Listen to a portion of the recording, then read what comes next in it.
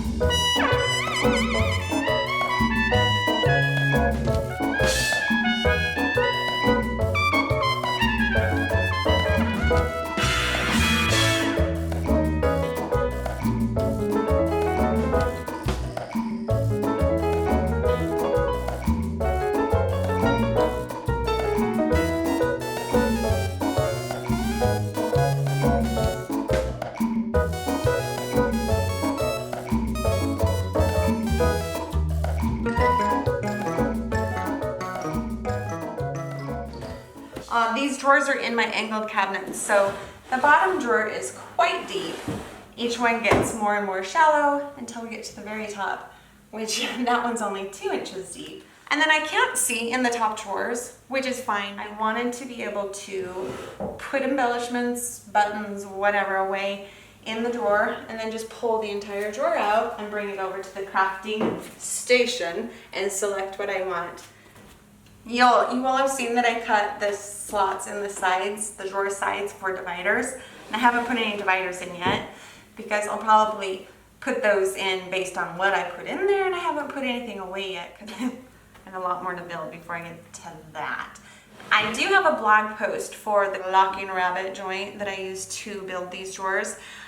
Check the video description for a link to that and some of the other things that I used in the video, because I can't even remember at this moment what I used, but I will put links because y'all always ask me what things were and where I got them, so I will link to those. And I'm excited to get back to work now, so I will see you next time. Thank you so much for watching.